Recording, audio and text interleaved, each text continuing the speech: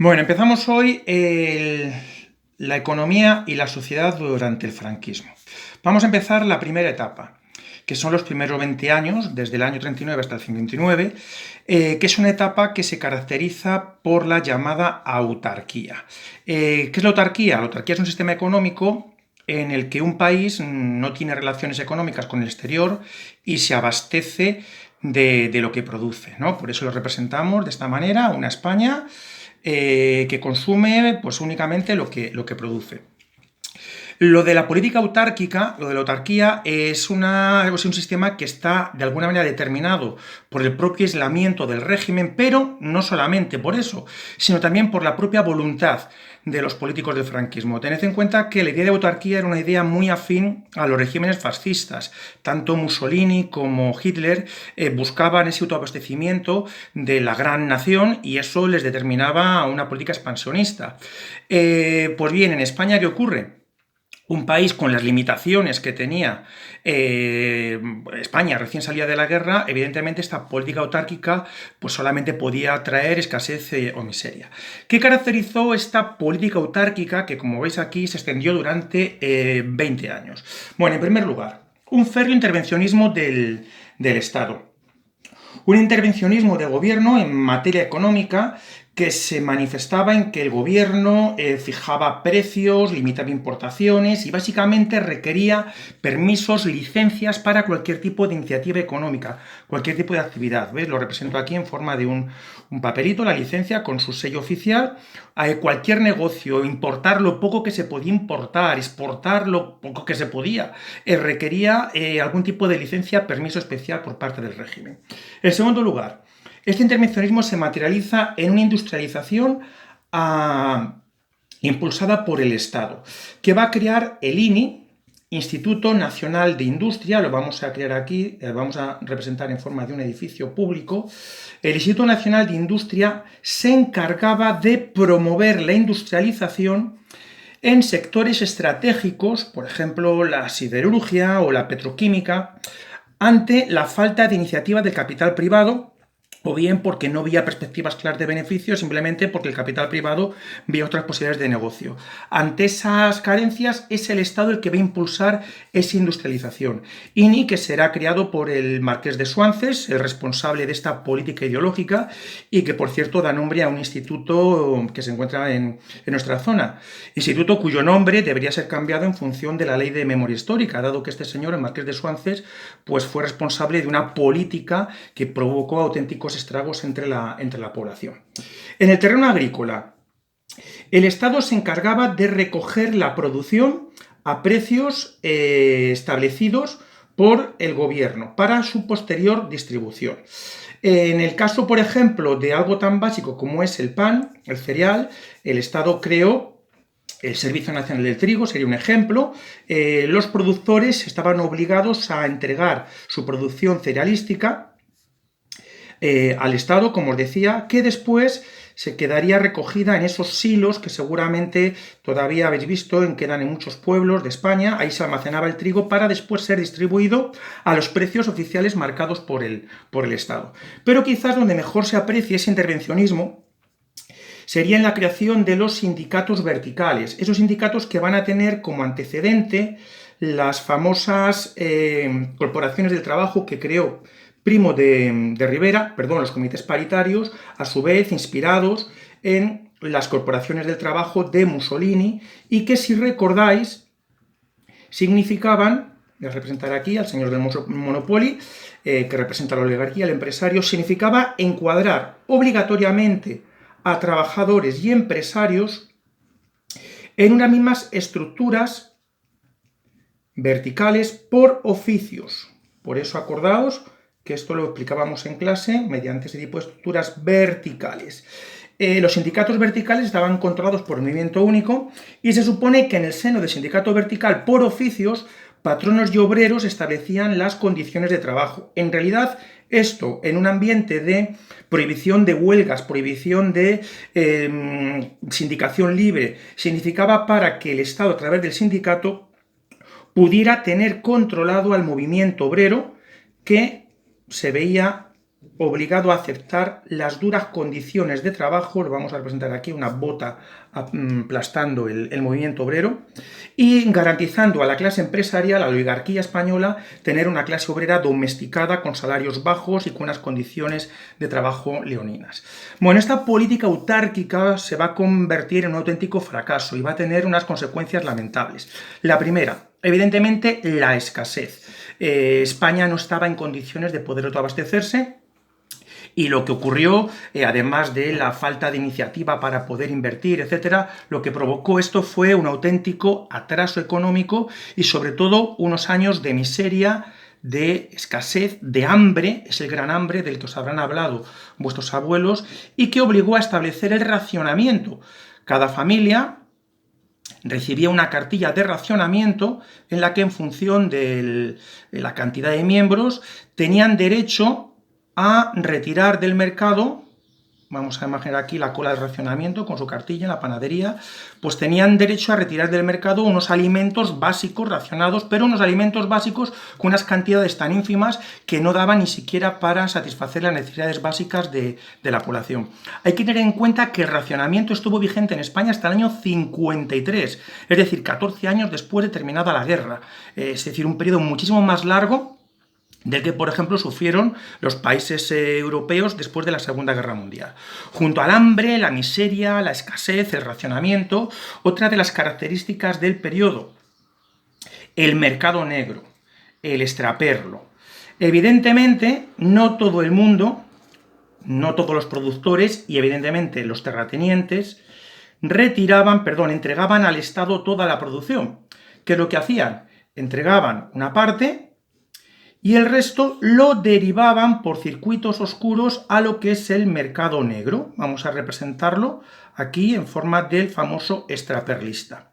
El mercado negro o extraperlo, que es como será conocido popularmente, debido a que esa palabra, recordáis, el extraperlo de aquel escándalo que derribó el gobierno de Lerroux, que se convirtió en sinónimo de chanchullo, se convertirá ahora en sinónimo de eso que llamamos la corrupción, el mercado negro.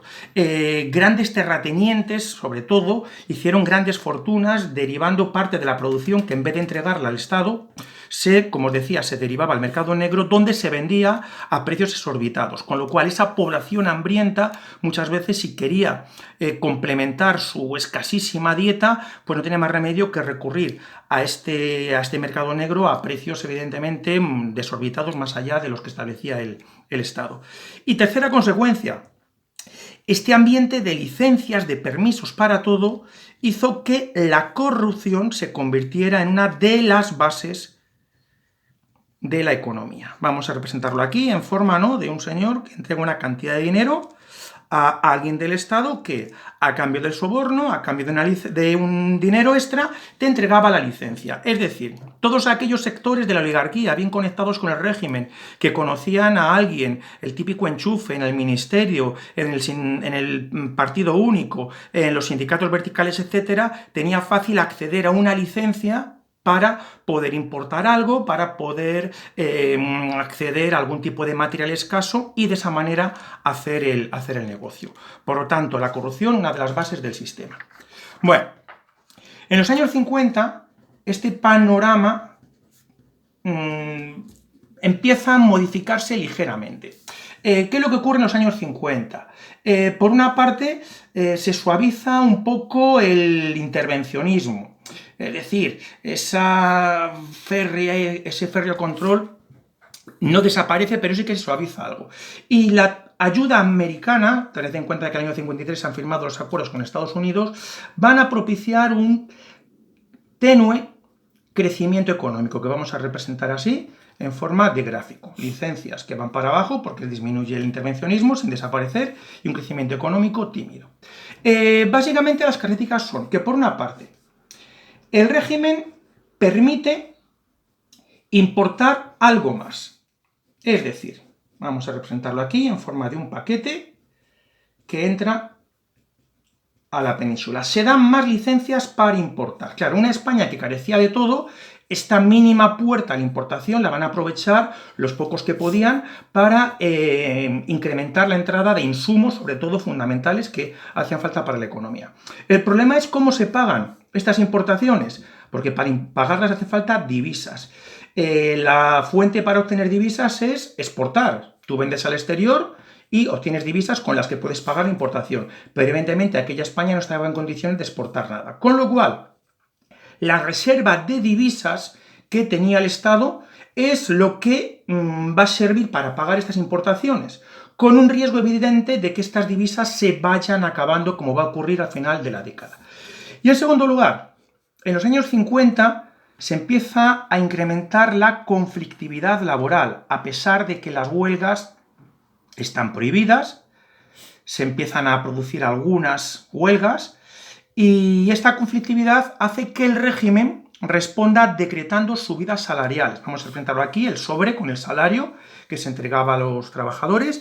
Estas subidas salariales, la flecha para arriba, estaban organizadas por decreto, es decir, no estaban vinculadas a que los trabajadores produjeran más o mejor, a que hubiese mayor rentabilidad, simplemente se pagaban gracias a la máquina de imprimir dinero. Claro, esto va a tener una doble consecuencia. Por una parte, los precios van a subir de forma exorbitada, la inflación se dispara. Y en segundo lugar, esa inflación lo que hacía era anular el efecto de la subida de salarios, con lo cual las condiciones laborales volvían a empeorar, esto alimentaba la conflictividad social y provocaba que hubiera que responder con nuevas subidas salariales que a su vez quedaban anuladas por la inflación. En fin, un círculo vicioso. Así llegamos al año 59, en el que España está al borde del colapso económico. Hay un riesgo cierto de que sin divisas el país no pueda pagar importaciones básicas como por ejemplo el petróleo, y con una inflación galopante que puede provocar una conflictividad social tremenda, el régimen se ve igualmente abocado a la posible desaparición, resultado de un descontento que pueda quedar descontrolado. Eso obligará al año 59, ya lo veremos, a un cambio en la política económica que propiciará el inicio de la segunda etapa del franquismo. Si nos detenemos en la sociedad, ¿cómo es la sociedad de posguerra? Esta larga posguerra que en España duró pues 20 años. Bueno, lo que caracteriza esta larga posguerra evidentemente es la escasez, la miseria generalizada. Vamos a representarlo aquí en forma de espina de pescado, que es prácticamente lo único que tenía la mayoría de la gente para comer.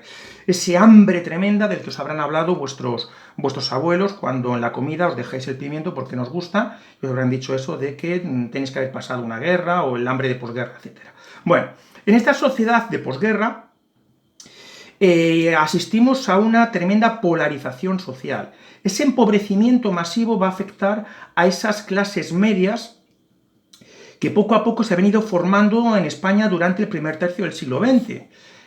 Pues bien, esta clase media desaparece y en la sociedad de posguerra o eras muy rico, muy rico, muy rico, o eras pobre, paupérrimo. Vamos a representar el rico con el señor del Monopoly y el pobre pues en forma de este señor sentado aquí al lado de un cubo de basura con la cabeza apoyada en las manos, etc.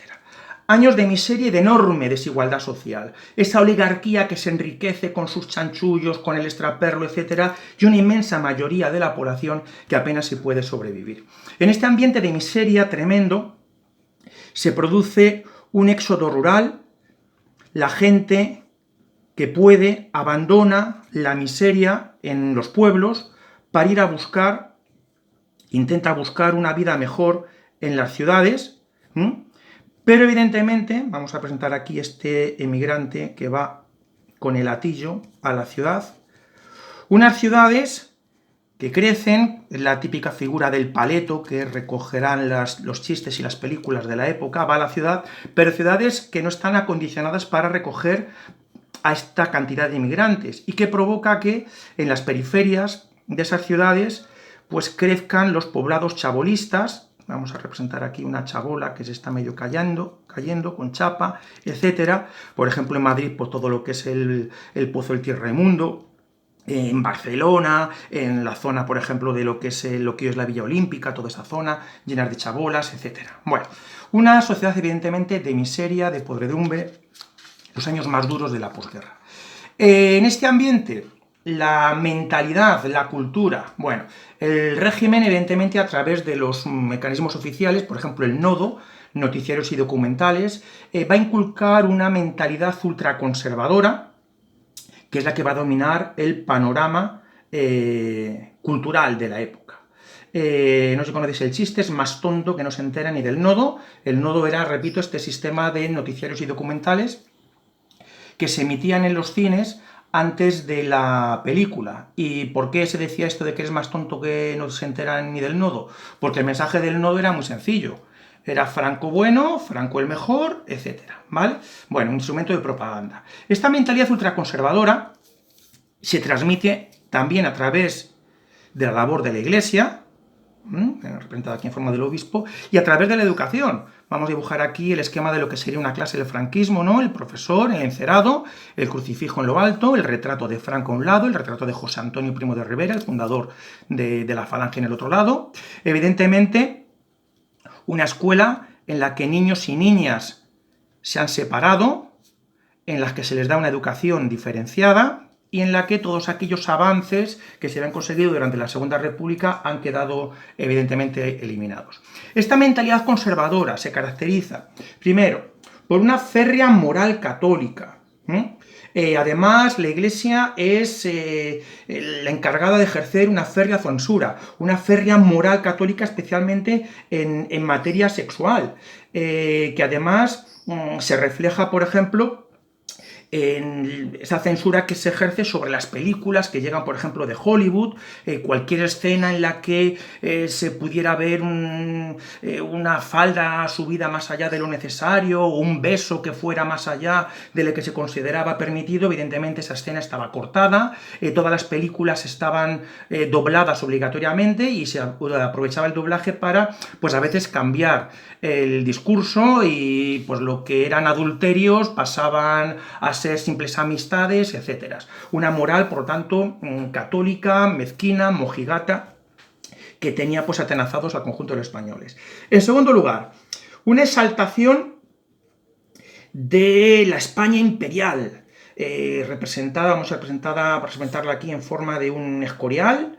El régimen exhibe ese nacionalismo que se regodea en lo que son las viejas glorias imperiales, la España de los reyes católicos, la España del siglo de oro, de Felipe II, de Carlos I, debería decir Carlos I y Felipe II, por orden cronológico, en el que Franco se presenta como el continuador de las grandes gestas históricas, la conquista de América, la evangelización, etc. Una España de conquistadores y de santos en la que cualquier otra peculiaridad, por ejemplo, que se escape de lo que es el dominio del castellano, esa visión de esa España centrada en torno a Castilla, pues desaparece, ¿no? Ya vimos que el catalán, el gallego, el euskera, evidentemente están prohibidos. En tercer lugar, una mentalidad en la que se salta el principio de autoridad, el ordeno y mando. Vamos a representarlo aquí en forma de un señor con el dedo levantado. El principio de jerarquía, de disciplina y de obediencia a la autoridad. Los españoles de bien obedecen, no critican, no cuestionan, no debaten. ¿Y quién es el que manda? Pues está muy claro. En la escuela, el profesor. En la familia, el padre. En la fábrica, el patrón. En España, Franco. Y por último, una sociedad claramente machista, en la que aquellos avances que se habían conseguido durante la República de equiparación en la situación entre el hombre y la mujer desaparecen. Las niñas, ya lo hemos visto, reciben una educación diferenciada, a las niñas se las educa para ser buenas madres y buenas esposas, ser perfectas amas de casa, dedicadas a atender las labores del hogar. A la mujer se le pide, no puede abrir ella sola una cuenta bancaria, se le pide el permiso del marido, igual ocurre para, por ejemplo, expedir el pasaporte, etc. Bueno, en esta sociedad tan gris, tan paupérrima, el régimen también fomentaba lo que vamos a llamar una cultura de evasión. ¿Qué es esto de una cultura de evasión? Pues una cultura de entretenimiento en la que se intentaba, primero, que los españolitos no pensaran mucho y tener distraídos pues para que se les olvidasen un poco estas carencias y estas penas. ¿Cómo se conseguía esta cultura de evasión? Pues, por ejemplo, el cine. un cine en el que se exhibían esas películas que podemos ver los sábados en cine de barrio, ahora que estamos en cuarentena y estáis aburridos, pues nada, os animo a que veáis una película, esas películas de moralina en la que siempre ganaban los buenos, donde siempre se saltan las virtudes católicas, etc. O por ejemplo, uno de los grandes elementos de entretenimiento que va a descubrir el régimen, el fútbol, los partidos de fútbol que se retransmiten por la radio. Una radio en la que el principal instrumento de comunicación, esos aparatos de radio donde se transmiten esas novelas rosas, ¿no? También de mujeres enamoradas, de galantes que son siempre los que acaban imponiendo su criterio. En cualquier caso, como os decía, una cultura que entendía al entretenimiento fácil, sin mayores disquisiciones filosóficas y evidentemente a evitar que los españolitos pues, pudieran pensar por sí mismos. Bueno, pues hasta aquí los duros años de la posguerra, esta etapa que va hasta el año 59.